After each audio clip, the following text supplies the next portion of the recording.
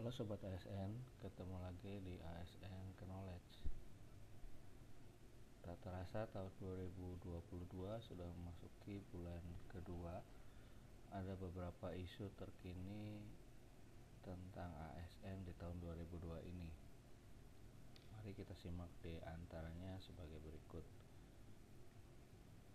Pertama, tentang penyetaraan jabatan dari jabatan administrasi ke dalam jabatan fungsional, bahwa sampai dengan 31 Desember 2021 sudah ada sekitar 108.334 pejabat administrasi yang dilakukan pelantikan ke dalam jabatan fungsional melalui penyetaraan di lingkup pemerintah daerah. Sedangkan di pemerintah pusat itu sudah hampir 45 ribuan ya. Nah, penyederhanaan birokrasi ini merupakan amanat Presiden Joko Widodo yang dilakukan dengan menyederhanakan eselonisasi menjadi 2 level saja atau delayering. Sisanya diganti dengan jabatan fungsional yang lebih menghargai keahlian dan kompetensi. Tujuannya agar lembaga pemerintah semakin sederhana dan dapat bergerak semakin lincah atau sering dikenal dengan istilah agile ya. Kemudian pejabat administrator dan pejabat pengawas yang jabatannya disederhanakan dialihkan menjadi pejabat fungsional melalui mekanisme penyetaraan jabatan. Kebijakan ini merupakan upaya penyelamatan kepada pejabat struktural dimaksud, karena melalui mekanisme penyetaraan, pengangkatan dalam jabatan fungsional tidak memenuhi berbagai kriteria seperti tersedianya formasi, kesesuaian latar belakang pendidikan, pengalaman kerja, diklat, serta harus lulus uji kompetensi. Namun bisa langsung disetarakan ke dalam jabatan fungsional. Kebijakan ini juga merupakan kebijakan nasional. Jadi penyederhanaan birokrasi ini bukan hanya sekedar pengalihan jabatan. Ruang lingkup penyederhanaan birokrasi yang dilakukan oleh seluruh kementerian, lembaga, dan pemerintah daerah dilakukan melalui transformasi organisasi, transformasi sistem kerja, dan transformasi jabatan. Yang kedua adalah penyusunan dan penilaian SKP berdasarkan Permen Pan RB nomor 8 tahun 2021. Sebagaimana kita ketahui bahwa telah terjadi transformasi SKP berdasarkan PP 46 2021 Junto PRK nomor 1 tahun 2013, di mana di sana dijelaskan bahwa SKP itu adalah sasaran kerja pegawai yang memuat kegiatan tugas jabatan berbasis aktivitas dan merupakan penyusunan kegiatan tugas jabatan berdasarkan tugas. Nah, sedangkan berdasarkan Peraturan Pemerintah Nomor 30 Tahun 2019 Junto Permenpan Nomor 8 Tahun 2021 tentang sistem manajemen kinerja PNS, SKP dimaksud adalah sasaran kinerja pegawai.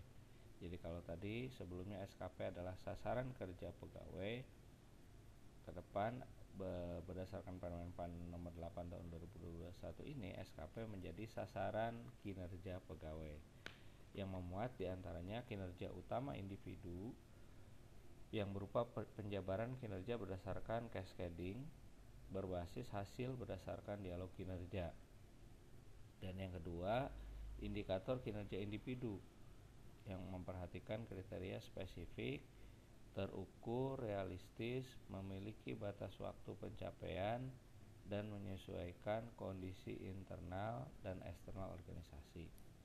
Nah, pemberlakuan dari Permenpan RB nomor 8 tahun 2021 ini periode penilaiannya untuk tahun 2021 periode transisi kinerja pegawai ada 2, yaitu Januari sampai Juni menggunakan mengacu ya kepada PRKBKN nomor 1 tahun 2013, sedangkan periode Juli sampai Desember mengacu pada PP 30 tahun 2019 atau Junto Permenpan RB nomor 8 tahun 2021. Jadi ada 2 mekanisme penilaian. Nah, sebagai informasi juga bahwa ke depan ada informasi bahwa Permenpan RB nomor 8 tahun 2021 ini akan ada beberapa penyesuaian yaitu SKP model kuantitatif dan model kualitatif. Kemudian standar perilaku kerja diganti menggunakan core value ASN berakhlak, bukan lagi kepemimpinan, integritas, loyalitas, dan seterusnya. Kemudian penilaian kinerja tidak menggunakan rumus bobot lagi, tapi tergantung pada kinerja unit organisasi. Dan hal ini rencananya akan diberlakukan di tahun 2002 ini. Semoga kita bisa menyesuaikan dengan sistem penilaian SKP yang baru ini ya. Kemudian yang ketiga, adanya rencana pemindahan ibu kota negara ke Kalimantan ya, atau sering kita kenal dengan istilah IKN. Nah, rencana pemindahan ini berdampak pada mobilisasi ASN karena adanya pemindahan kantor pemerintahan, sehingga ASN mau tidak mau harus ikut pindah. Meskipun dalam kondisi krisis akibat pandemi COVID, ternyata ini tidak menghalangi rencana pemindahan ibu kota negara atau IKN. Pemerintah tetap melanjutkan pemindahan ibu kota baru dari Jakarta ke Penajam Pasar Utara, Kalimantan Timur. Terbaru, pemerintah memberi nama ibu kota negara baru ini dengan sebutan Nusantara. Nah, salah satu yang menjadi sorotan dalam proyek pembangunan Nusantara yaitu mobilisasi aparatur sipil negara atau ASN. Sebagaimana diketahui, kantor pemerintahan akan dipindah ke ibu kota negara baru, sehingga ASN mau tidak mau harus ikut pindah. Dikutip dari laman resmi ikn.go.id, pemindahan ASN ke ibu kota negara baru akan dilakukan secara bertahap dalam kurun waktu 5 tahun, dimulai pada tahun 2023 sampai 2027 dengan proporsi kurang lebih 20% di tiap tahunnya atau kurang lebih 25.500 orang per tahun. Meskipun demikian, Menteri Perencanaan Pembangunan Nasional atau Kepala Bappenas Suharto Manoarfa mengatakan bahwa tak semua ASN dipindahkan ke ibu kota baru. Kebijakan tak memindahkan seluruh ASN ke Kaltim merupakan satu dari dua alternatif yang telah disusun oleh Bappenas. Dua alternatif tersebut antara lain memindahkan ASN keseluruhan dan memindahkan ASN dengan metode persebaran. Pemindahan PNS ke ibu kota baru dilakukan secara bertahap dengan menentukan kementerian lembaga yang akan dipindahkan terlebih dahulu.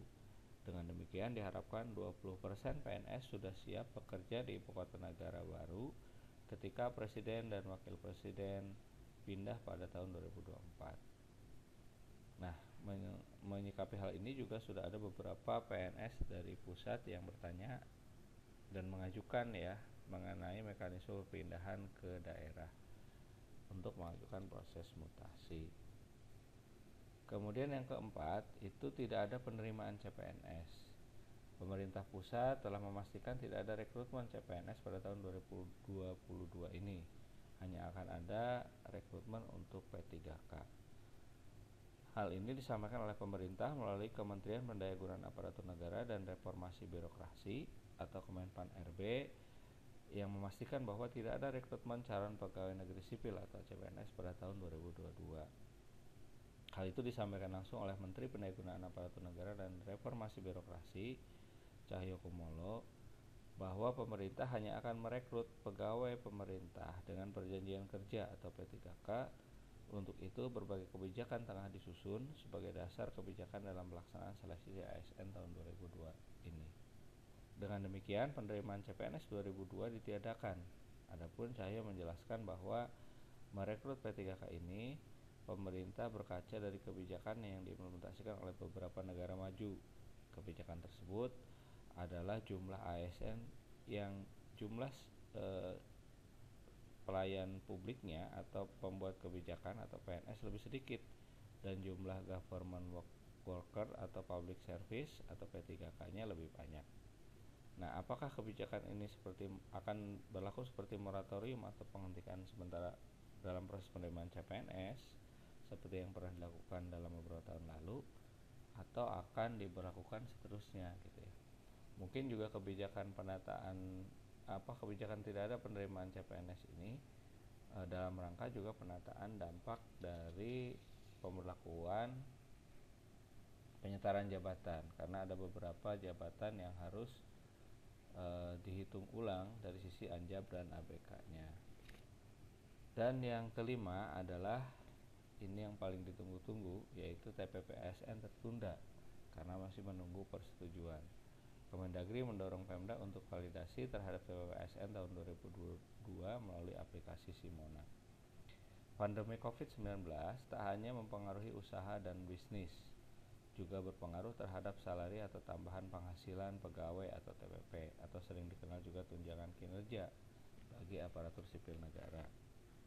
Penghasilan tambahan ini tertunda karena anggaran pendapatan dan belanja daerah atau APBD pemerintah daerah harus disetujui oleh Mendagri, termasuk di dalamnya adalah TPP, juga harus dilaporkan ke aplikasi yang ditentukan oleh Menteri Dalam Negeri.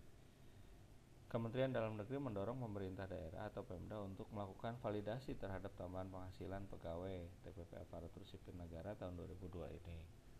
Alur dari validasi TPP ASN yang meliputi permohonan usul persetujuan kepada Direktorat Jenderal atau Ditjen Bina Keuangan Daerah, tembusan kepada Biro Organisasi dan Tata Laksana Kemendagri.